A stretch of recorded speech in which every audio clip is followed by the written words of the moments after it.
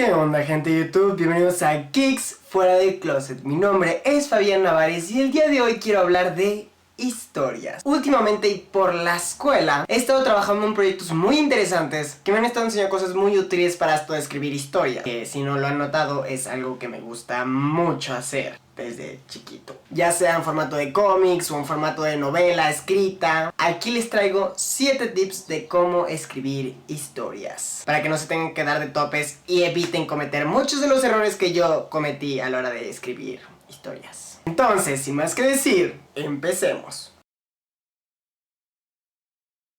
Número 1. De lo general a lo particular.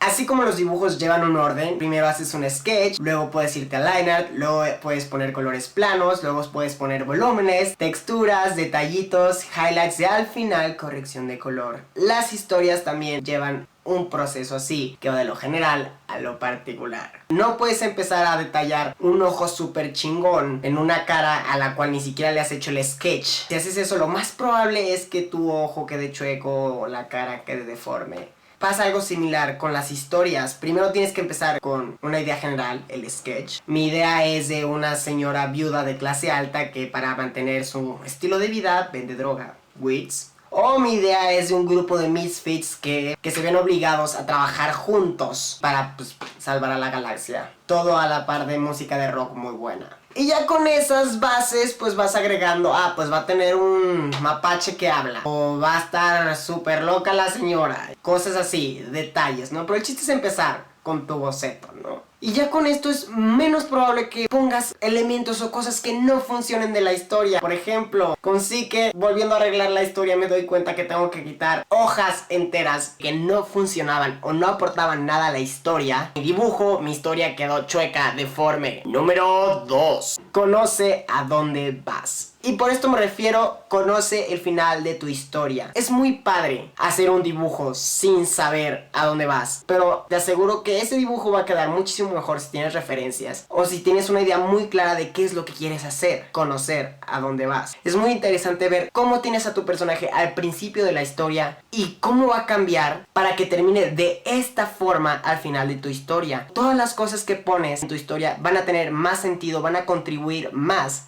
a que tu personaje pase del punto A al punto B. Por ejemplo, yo quiero que al principio de mi historia Javier sea un vato muy confianzudo, algo inocentón, y al final de mi historia quiero que Javier pierda confianza en el mundo, en sí mismo. Entonces, en el relleno, entre el punto A y el punto B, le voy a poner ciertos eventos que van a traumatizar al vato. Es más fácil rellenar, no solo hablando de tu personaje, sino de los eventos que van a pasar a lo largo de tu historia. Es más fácil rellenar todo lo que va a haber entre el punto A y B a tener que pasar de A, B, C, D. Lo que nos lleva al punto número 3. Menos es más. Si puedes contar una historia de 2 horas en 10 minutos, cuéntala en 10 minutos. Esto ayuda a mantener la atención del espectador.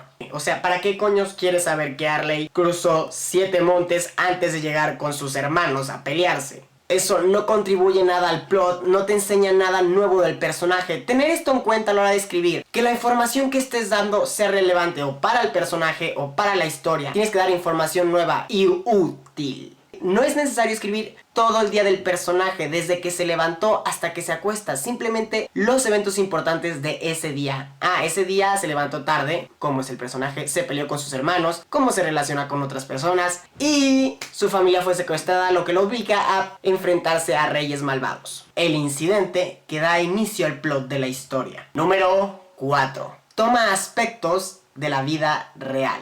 Como siempre en los dibujos nos dicen, dibuja lo que ves, no lo que recuerdas. Creo que puedes aplicar mucho de esto en las historias, sobre todo a la hora de escribir, cómo la gente platica. A mí me funciona mucho oír hablar a la gente. O por ejemplo, muchas de las mejores pláticas que ha habido entre mis personajes son pláticas que yo he vivido, que he tenido con mis amigos. O escenas intensas o incómodas o experiencias que viven mis personajes son experiencias que yo he vivido o que he visto a otras personas vivir. Ayuda a darle ese realismo o coherencia a la historia que funciona. Hace sentir a los lectores que tus personajes son alguien en realidad. Número 5. Definir personajes. Hay un chingo de cuestionarios que puedes rellenar para poder conocer a tus personajes, pero acabo de descubrir 3 preguntas que me ayudaron a resolver muchos aspectos, no solo de los personajes, sino de mi historia. ¿Qué quiere tu personaje? ¿Qué se lo impide? ¿Qué va a hacer para conseguirlo? Con esto ya es muy fácil empezar a escribir tu historia. Todas estas preguntas responderlas de la forma más específicamente posible, pero muy cortito. Por ejemplo, buscando a Nemo, súper fácil.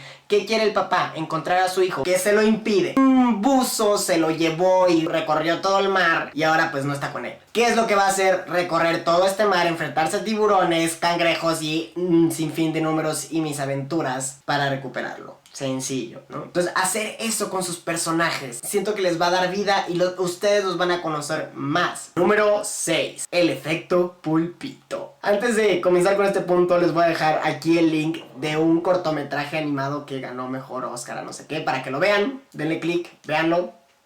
¿Listo? Muy bien. Lo que quiero decir con este corto o con este punto es ¿por qué la gente se va a interesar con su personaje? Por ejemplo, aquí en la historia de los pulpitos, la historia no tendría mucho sentido si no vieras que estos dos pulpitos están enamorados. Imagínate el corto sin eso. No funciona. Entonces, ¿qué aspectos va a tener tu personaje que va a hacer que el público diga este vato me cae bien o me interesa? Que es cagado, que está enamorado o que es un hijo de la chingada, que es Doctor House. Por último, número 7. Escribe la historia que tú quieres escuchar, que tú quieres ver. No recuerdo qué artista dijo esto o quién me lo dijo. Seguro que lo vi en alguna conferencia o me lo dijo mi maestra. No lo recuerdo, pero es tan cierto y es algo que inconscientemente yo he aplicado en mis historias y va muy ligado con las cosas con las que estamos obsesionados, ¿no? Por ejemplo, a mí me gusta mucho hablar de aspectos homosexuales, de cosas gays y inconscientemente dije, quiero ver una historia con un personaje principal gay mexicano,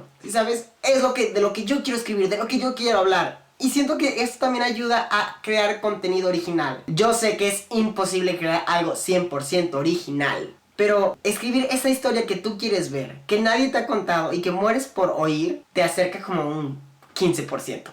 Es que es muy cabrón hacer algo así. Pero pues ayuda a que sea más genuina. Pero sí, escribe, o sea, de ti. Las primeras historias creo que es muy fácil escribir a un personaje que es similar a ti. O inconsciente vas a hacer eso. Siempre tus personajes son parte de ti. Escribir, como dice mi maestra, es como terapia gratis.